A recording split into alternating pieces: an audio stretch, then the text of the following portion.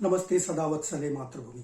नमस्कार दोस्तों, मैं हूं नागेंद्र प्रताप सिंह और आप देख रहे हैं मेरा यूट्यूब चैनल कानून फॉर ऑल। दोस्तों, स्वागत है आपका वकालत की दुनिया में। हम अपने न्यूज चैनल पर वकालत से जुड़ी हुई कुछ छोटी छोटी लेकिन मोटी बातों पर चर्चा और परिचर्चा करते हैं। आज का विषय जो हमारा है चर्चा करने का, वो अदालत के द्वारा दिए जाने वाले समय के ऊपर है।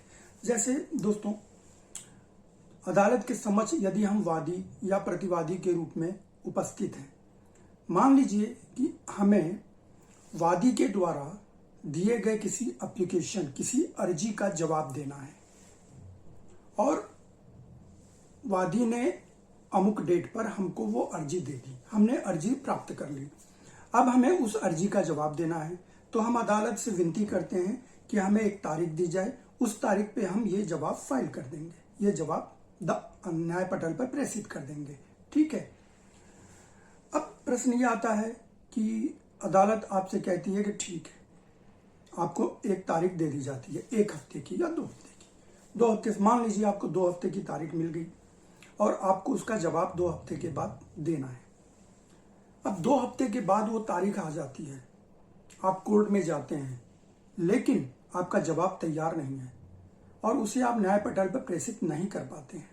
तब फिर आप कोर्ट से विनती करते हैं कि आदरणीय न्यायाधीश महोदय, मुझे एक हफ्ते का समय और दे दिया जाए, मैं अगले तारीख पर इस वादी के द्वारा प्रस्तुत किए गए अर्जी का जवाब दाखिल कर दूंगा या न्याय पटल पर प्रेषित कर दूंगा।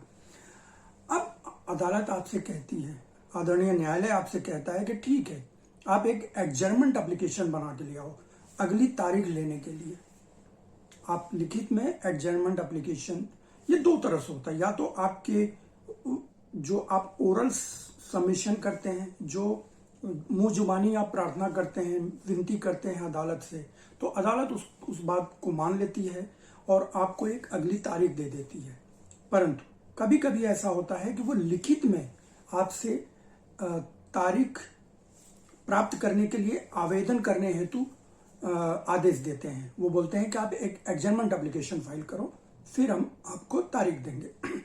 आप एडजर्नमेंट एप्लीकेशन फाइल कर देते हैं और आपको 1 हफ्ते की अतिरिक्त तारीख मिल जाती है।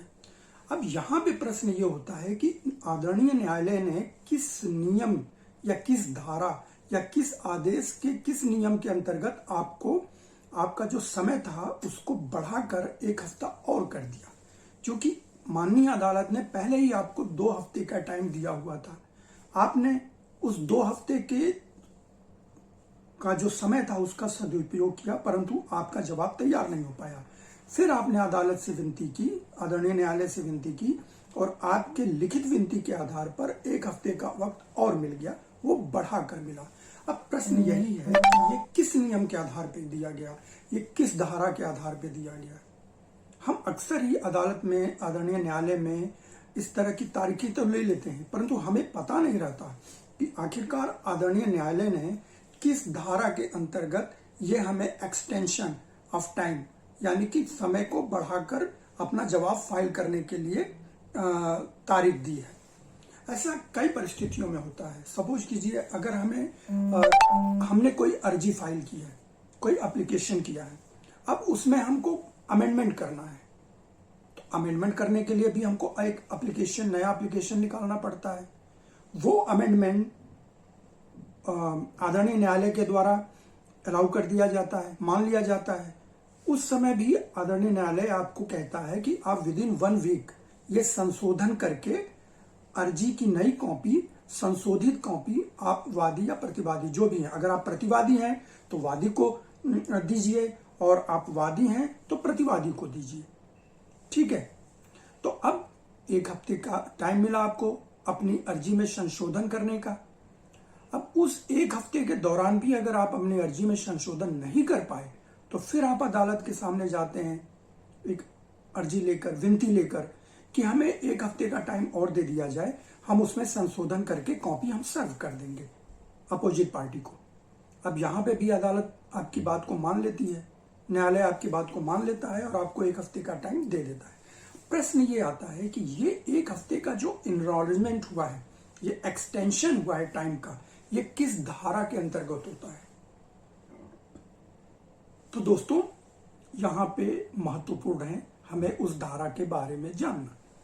यह है दीवानी प्रक्रिया संहिता की धारा 148 यानी कि 148 section 148 of CPC civil procedure code.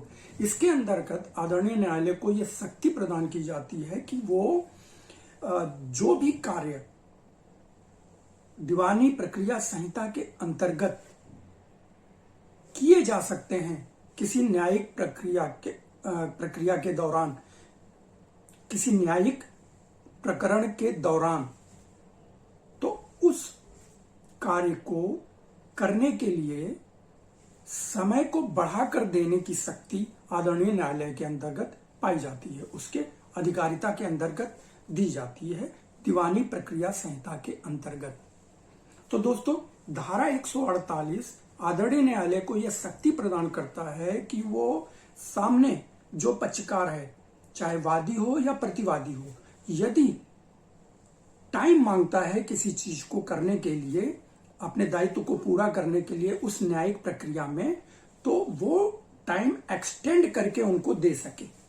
इसीलिए जब भी हम कोर्ट में जाते हैं और कोई कार्य करने के लिए हम समय मांगते हैं आदरणीय न्यायालय से, तो आदरणीय न्यायालय धारा 148 के अंतर्गत ही वो समय हमको प्रदान करता है, ताकि हम उस न्यायिक कार्यवाही में अपने दायित्व को पूरा कर सके। इसको एक एग्जाम्पल से समझ लेते हैं, एक उदाहरण से समझ लेते हैं।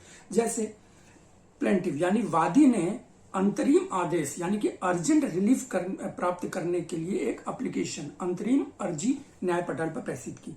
अब इसका हम प्रतिवादी को जवाब देना है। प्रतिवादी ने जिस तारीख को वो अर्जी प्राप्त की, एप्लीकेशन लिया, इंटरिम एप्लीकेशन, जिसे हम सामान्य भाषा में एग्जिबिट 5 कहते हैं, वो इंटरिम एप्लीकेशन जिस दिन रिसीव किया उसी दिन तो वो उसका जवाब दाखिल नहीं कर सकता, उसके लिए वो समय मांगेगा। तो प्रतिवादी ने 2 हफ्ते का समय मांगा कि हमें इस इंटरिम एप्लीकेशन का जवाब देने के लिए हमको 2 हफ्ते का समय दिया जाए। अब मान लीजिए उसको 2 हफ्ते का समय मिल गया अदालत के द्वारा, न्यायालय के द्वारा।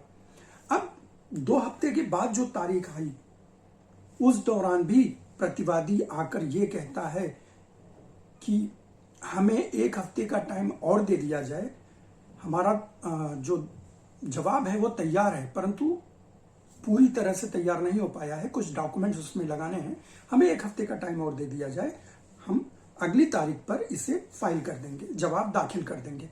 अब अदालत पुराने दिए गए टाइम को एक्सटेंड करेगी। 2 हफ्ते का टाइम दिया गया था, अब इसको वो एक्सटेंड करके 1 हफ्ता और आपको देगी।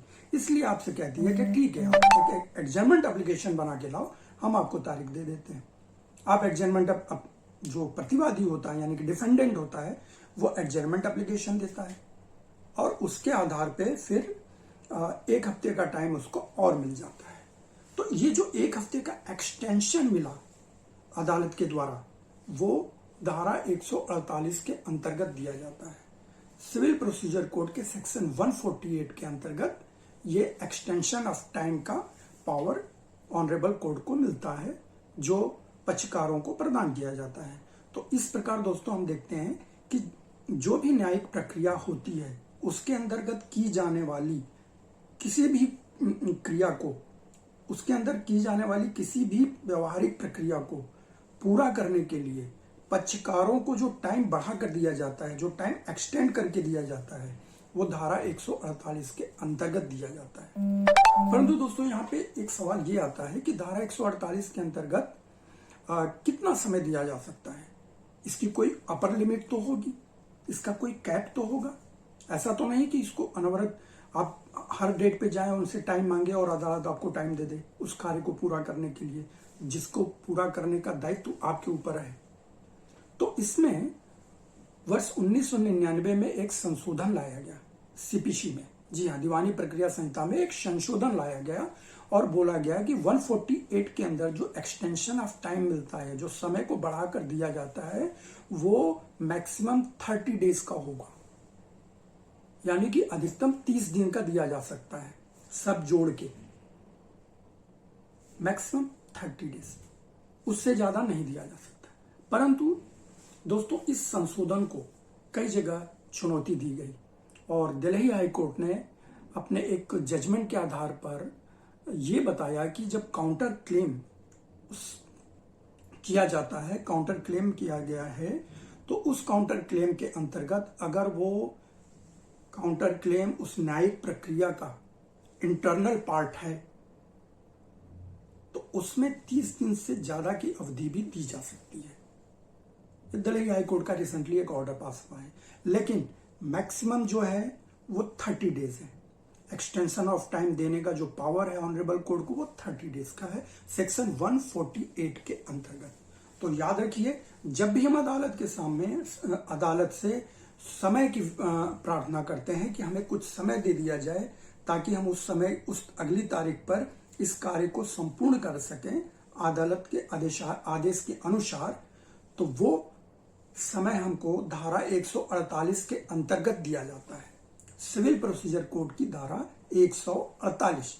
तो हमें इन सब छोटी छोटी लेकिन मोटी बातों पर ध्यान देना चाहिए, इन्हें हमें याद रखना चाहिए कि क्योंकि कभी कभी जब आदरणीय न्यायालय पे बैठे हुए न्यायाधीश महोदय हमसे प्रश्न कर देते हैं कि आपको समय चाहिए, कौन सी प्रोविजन के अनुसार चाहिए, कौन से ऑर्डर के या कौन से रूल के अनुसार या कौन से सेक्शन के अनुसार चाहिए आपको ये ऑर्डर, ये रिलीफ, तो उस समय अगर हमें ये नहीं मालूम होता है तो हम नहीं बता पाते और थोड़ी सी शर्मिंदगी होती है, क्योंकि वकील होने के नाते हमें छोटी छोटी लेकिन मोटी और महत्वपूर्ण बातों को ध्यान में रखना बहुत आवश्यक होता है। इसलिए सेक्शन 148 को हमेशा याद रखें जब आगे कभी भी आप आदरणीय न्यायालय के समक्ष प्रस्तुत हो रहे हैं टाइम लेने के लिए, अगली तारीख लेने के लिए। और अगली तारीख आपको क्यों चाहिए? क्योंकि ऑनरेबल कोर्ट के ऑर्डर के अनुसार, आदरणीय न्यायालय के आदेश के अनुसार आपको एक कार्य को पूरा करना है जो दीवानी प्रक्रिया संहिता के अंतर्गत अलाउ किया गया है। तो दोस्तों इस वीडियो में आज के लिए इतना ही। सेक्शन 148 को विधिवत अध्ययन करिए, समझिए और इसको हमेशा याद रखिए जब भी आप आदरणीय न्यायालय के समक्ष प्रस्तुत हो रहे हो अपने किसी पक्षकार का प्रतिनिधित्व करते हुए। तो इस वीडियो में इतना ही। आगे हम कुछ छोटी छोटी लेकिन मोटी बातों पर चर्चा और परिचर्चा जरूर करेंगे। तब तक के लिए खुश रहिए, आबाद रहिए। धन्यवाद। जय हिंद।